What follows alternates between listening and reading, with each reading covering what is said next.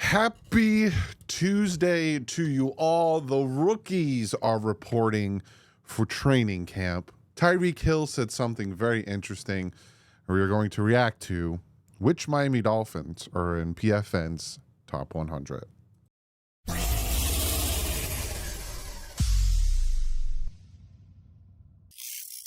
What is up, Fin fans? How's everyone doing? On this Tuesday, we are getting so very close to training camp. Next Tuesday, essentially a week from today, the vets will be reporting, and then on the 28th, it is open to the public. That is the first day of training camp. And then on August 9th, which is not that far away, it is 3 weeks away from Friday, the Miami Dolphins will be hosting the Atlanta Falcons for the first preseason game. And you know I'm going to be live streaming it. Oh, football's almost here. I can feel it. I'm feeling it in my bones. So today's video, I wanted to talk about the rookies reporting. That's first and foremost because it's big. But then PFN came out with their top 100, but then also Tyreek Hill and on ESPN said some things, and I was like, there's so much I want to talk about. So I'm going to give you a little snippet of what I want to talk about with Tyreek Hill, because Barry Jackson came out with a great article, but there's a quote in there that I want to talk about, and then we're going to go over PFN's top 100. So I was like, screw it, I'm going to give you all. And I know some of you guys are going to be like, what? Because right now in New Jersey, it is 100 degrees. And I'm not exaggerating. There is a heat wave hitting this area. It is literally 100 degrees in New Jersey right now. And you might be looking at me like, why in the flip are you wearing a hoodie? First off, it's thin. I like this hoodie. It's like a nice thin fabric. And second of all, my central air unit is right outside that door. So I get all of it first, and I haven't turned my central air off in days. So it is comfortable in my studio. So for everyone watching this, probably sweating and now seeing me in a hoodie, sweating even more, I'm not. I'm actually quite comfortable. Plus I have a tank top on under this because when I go upstairs, it's hot. So anyway, we're going to jump into this. Obviously, we're going to talk about the rookies reporting. Now, there are 22, I'll say it one more time, 22 rookies reporting to camp, undrafted free agents, and our draft picks. Now, I am not going to raffle off all of our 22 rookies reporting, but obviously there's Chop, there's Mo, there's Patrick Paul, there's the Washington Bros, there's McMorris, the safety, I don't know, and Jaylen Wright. So those are our draft picks reporting. And then we have, you know, guys like Storm Duck. We got guys like Jaquan Burton. We got the tight end that I keep hearing things about. And Hayden Rucci, or yeah, I think that's how you say his name. I keep hearing things about him. But the rookies are reporting today. Now, why do they report about a week early? It's because there's about 22 of them. So just imagine trying to get all 90 human beings in at once. Plus, they need a little bit more time to get themselves situated. They're going to go through things that the vets don't need to go through, especially when it comes to meetings, when it comes to going over the playbooks, when it comes to all these things, because it's all new for them, but the vets don't need that stuff. So it's going to be different. So that's why they come in a week early, because it'll be a waste of the time for the vets to come in. And like I said, next Tuesday, the vets will be reporting, and that does include Odell Beckham Jr. We have not seen him catching passes from, well, we've seen caught a pass from Tua, but not in this situation. Also, contract. Is there going to be a contract within this week? There's a lot that's going to go on in a lot of videos. I don't think I'm going to take a day off until the season starts. So I got a lot planned for you guys. So we're so close to 48,000. I think we are less than 100 from 48,000. If you're new, you like this stuff, hit that subscribe button. So there's that. Then I want to talk real quick about Tyreek before we look at PFN. So Tyreek Hill was on ESPN, and they were asking him a bunch of questions. Now, this one I found to be very interesting. While Hill clearly would prefer a new contract with a pay raise, obviously, because all these receivers are getting pay raises. He was the leading receiver in the NFL. He made clear on ESPN that he is not going to complain if he is not given one, and he's certainly not going to ask for a trade. Now, before I read his quote, he gets a contract extension if they take his money and move it around and give him, because essentially after this year, the Dolphins can move on from him next year. They have an out in his contract, save a ton of money. But also, if they give him a contract extension, that also would save money for the next 2 years. Same thing with Tua Tagovailoa. People have this preconceived notion that if Tua gets a contract extension, our cap space is going to suffer. No, that's not necessarily how that works, especially when it comes to signing bonuses and guarantees and all that stuff. If they want to continue to build a team and continue to build this hopefully Super Bowl talented-esque team, giving these two guys a contract extension would actually help elongate that for at least 2 more years. But this is what Tyreek Hill had to say. He said, I told my agent, don't get me traded this time. Hill said, as a reference in 2022, when he authorized Drew Rosenhaus to explore trades when Kansas City wouldn't give him a lucrative new deal. I don't want to leave Miami. So whatever it takes, I'm very content where I am right now. I love the team. I love the head coach. I love the organization, the way I'm able to take my family everywhere and be the guy I want to be my own person. I don't want to leave. I'm very content. I don't know why I keep saying content, like content. I think because I want to say comfortable. If they decide to keep me where I am contractually, I'm content. Again, I use content a lot. If they decide, Reek, we're going to give you a pay raise, there you go, man. I know it's going to happen. All I've got to do is stay the course, focus on winning games, helping the organization in January and February. I think everything is going to pay off. That is the biggest difference, right? Now, he's going to be making about $30 million this year, so obviously there's nothing to cry about, really. But that's the difference. He wanted a pay raise with the Kansas City Chiefs. They were kind of, like, we don't want to give you as much. We'll give you. The Chiefs were going to give him a pay raise, but it was nowhere near what he would have got from the Dolphins or the Jets. So he was like, I'm going to get traded. But this time he's like, listen, Drew, I don't want to be traded. So if they don't want to come to a new contract or they don't want to come to some type of agreement, I'll just play on what I'm at. Don't get me traded. But if they're like, hey, man, we're going to give you some money and we're going to clear some cap space, then so be it. So I found that very interesting. There's some more things that he talked about that I'm going to make a video about and kind of go over. But let's get into the meat and potatoes of this whole Shazam. PFN, Pro Football Network's top 100 NFL players of 2024. Let's see what this is all about. So Dallas Robinson is the writer. He said, to determine the top 100 players entering the 2020 season is a daunting challenge. While the choice of number one overall might be simple, sifting through the rest of the league chock full of talent players at every position is a tall task. Pro Football Network NFL staff voted on the league's top 100 players, ranking the most talented and productive athletes from every team, from Hall of Famers and perennial All-Pros to emerging stars of full potential. Here is the NFL's top 100 ahead of 2024 campaign. We're going backwards. We're going to start at the bottom. DeForest Buckner is 100. Now, obviously, I don't give a crap about all these other players. I want to see where the Dolphins are. So we're going to scroll until we find a Dolphin. So far, I'm not seeing Devontae Smith being at 93. Interesting to me. I'm not seeing a Dolphin. Trevor Lawrence at 92.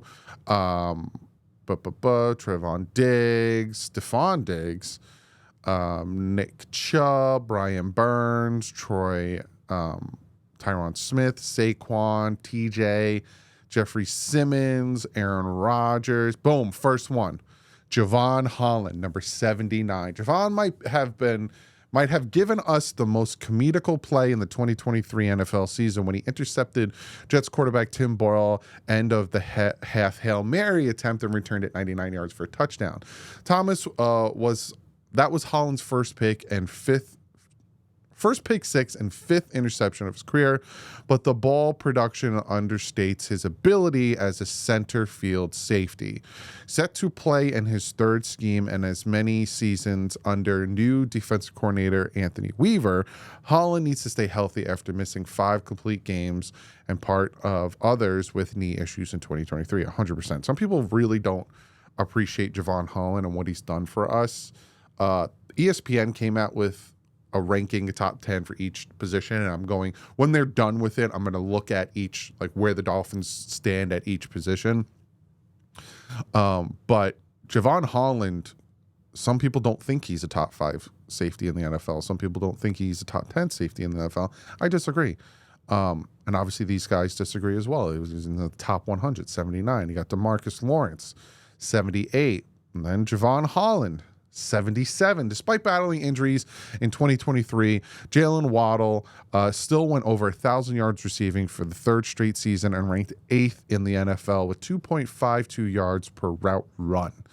He's been overshadowed by Hill in Miami, but the elder Dolphin wideout turned 30 in March. Waddle, who led the league with 18.1 yards per catch in 2022, could see an increased target share as Hill ages. I bring this stat up because it absolutely blows my mind, the fact that 40% of the time last season, these two guys, Hill and Waddle, on the field at the same time. Like, we didn't really get much out of that dynamic duo when it was less than half. Crazy to me, but I expect some big things from him. I think he's going to try to turn things around. B. John Robinson, Mike Evans, Matt Milano. Matt Milano's a good player, even though I think he's a little dirty. Debo, Danielle Hunter, Christian Wilkins breaks my heart. He's a Raider. Khalil, Zach Martin, Tua Tagovailoa. So Tua, quarterback-wise, is ahead of what? Trevor Lawrence, who just got a big fat contract. Aaron Rodgers. Some people would scoff at that. Tua led the NFL in yards per attempt, 8.9, and touchdown rating, 6.3 in 2022, and paced the league in passing yards, 4,624 in 2023. His statistics suggest an MVP candidate who should comfortably rate among the NFL's highest paid players. Tua is undoubtedly aided by Dolphins head coach Mike McDaniel's dynamic scheme and the presence of superstar wide receivers Hill and Waddle, but Miami does have many alternate paths to quarterback upgrade. Wow. First paragraph. Look at the accomplishments Tua Tagovailoa has made. Aren't these great? Second paragraph. Tua's garbage. Move on from him. What a 180 in that little paragraph. Tua's undoubtedly aided by Dolphins head coach Mike McDaniel's dynamic scheme and the presence of superstar wideouts like Hill and Waddle. But Miami doesn't have many alternate paths to a quarterback upgrade, which is still kind of a slap to the face. Like, hey, got stuck with him. What you got to do? You stuck with him. You guys stuck. My pushback, and again, you guys know my grief and my reservations with Tua. And if you don't, I've mentioned it thousands of times. Go back and watch my videos. Mike McDaniel put together a fantastic offense that definitely helped Tua Tagovailoa. But also on the flip side, the wide receivers and some other players and some reporters have talked about how the players have said how difficult the offense is to grasp for them, yet Tua got it from jump. Also, the other thing that people want to ignore is not every quarterback, and Kurt Warner has said this, and other, Hall of Famers have said this, not every quarterback can run this style of offense. I'm not saying Tua is the only one who can, but not every can, because this style of offense, you need to have anticipation, accuracy, and you need to be able to manipulate the defense. You need to have a quick release. There's all these little things that go into having. Now, obviously, if he had a stronger arm, he'd be more dangerous. If he was more mobile, he'd be more dangerous. And again, I'm not comparing him, but you could say the same thing about Tom Brady, Peyton Manning, Drew Brees, like all of these pocket passing quarterbacks. You could obviously say, like even Peyton Manning, if he had a stronger arm and he was faster, oh my God. You take the mental know-it-all and his precision and his accuracy, and you put it with that, blah, blah, blah. Duh. There's not a lot of quarterbacks like that. There's probably one, and his name's Patrick Mahomes. So I disagree a little bit. Obviously, I do think Mike McDaniel's system helped him because he finally built an offense around his quarterback, like every other 31 teams in the NFL do. But I do think that Tua does help. Tyreek Hill and Jaylen Waddle, of course, but someone has to get the ball to him. If Tim Tebow, I'm going to ruffle some feathers, but Tim Tebow had a horrible throwing mechanic. If he was back there, I don't think it'd be as good. I don't think Hill and Waddle would be as productive. I can name other quarterbacks. Zach Wilson, I don't think would be as productive, So, again, I have my reservations, and if you don't know what they are, go back and watch my videos. But 66, I'm not upset with him being at 66 either. Because, again, him and the team fumbled the bag at the end of the year, so I'm not upset with that ranking there. Then we have Justin Matabuki. I think that they're going to try to get Sealer to be the same type of player as him. I've talked about that a few times. Humphrey, Joe Thuney. Look at this. Back-to-back. Built a really good line for Patrick Mahomes. Jordan Love, Mika, Puka, Brock Purdy. Where's the next Dolphin? Tennessee, Detroit, Trent McDuffie. Where's the next Dolphin? Wow, is he going to be the highest Dolphin? Obviously, besides somebody else that we know is going to come up. Jalen Ramsey. Okay. The fact that Raheem Mostert isn't really on here is also... I don't know. Well, Los Angeles Rams asked Jalen Ramsey to do a little bit of everything. He played almost exclusively on the boundary after being traded to the Dolphins in 2023. Ramsey tore his meniscus in training camp, but returned in Week 8, mainly looking like the same elite corner we've seen in past years. Ramsey allowed just 53.8 completion rate and 51.1 passer rating after coming back from his knee injury. Few corners boast Ramsey's superior blend of coverage and run defense skills, which could make him an excellent safety when the time comes. However, a potential position change is still a few years away. Yeah, again, when he was with the Rams, he did everything. He was everywhere, and you saw his production, and then he came to the Dolphins. He was mostly a boundary corner. I think he's going to go back to being that type of corner where he's going to be everywhere and everything. CJ Stroud, Denver Broncos. Again, not upset with the Ramsey being here. Maybe a little bit higher. Like a little bit higher than Patrick Surtain. Dak... Like Dak even being up here, I would have him lower. I'd have him closer to Tua. They kind of had the same season. Both teams, struggled against good opponents, beat bad ones, and played better at home, played harder on the road. I don't know why he's so much higher. And they both fumbled the bag at the end of the year. Kittle, I think that might be the last Dolphin until you know who. Detroit, Dallas, I'm seeing Miami, Josh Allen at 11. He's not even in the top 10. Boom, Tyreek Hill.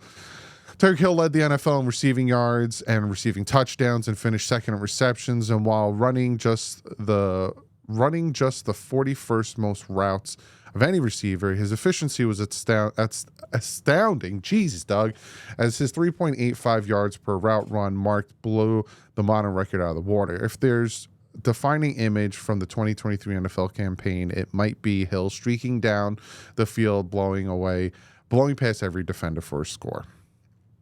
Justin Jefferson, McCaffrey, Parson, Lamar Jackson, Myles Garrett, and then, of course, Patty Mahomes, number 1. I'm not upset with that list, where the guys are. 66 isn't bad for Tua, but I'm like, I feel like other guys would be closer, but he is ahead of Trevor Lawrence. He is. And the fact that he's ahead of Aaron Rodgers, some people want to, come on here and say like, oh, Tua is the third best quarterback in the division. Well, according to PFN, he's not. But that's their top 100. Like I said, ESPN did the top 10 of each position. And so they already did running backs, defensive tackles, edge rushers, safeties, tight ends, interior offensive line, offensive tackles. Yesterday was quarterbacks. Today is linebackers, wide receivers, and then corners on the 18th. So I think the 19th, I'm going to see where all Miami Dolphins ranked on ESPN's top 10s. So I'll make that video. But I got a lot planned for you guys. Hopefully you liked this video. Give it a thumbs up. If you did, let me know, hey, keep doing this type of content. Like I said, rookies are reporting, vets are next week. Then training camp, you will get a training camp recap video from me every single day. Even when I am down in Miami on August 15th, I will give you a recap video right in front of the field when the practice is over. I don't want to get in trouble by the Dolphins. So if you haven't yet, hit that subscribe button. We are very close to 48,000, and we are very close to 50,000. When we break 50,000, I will be giving away an autographed Tyreek Hill jersey to a random one of you beautiful human beings. But other than that, I will see you guys tomorrow. Like usual, stay classy. If ends up.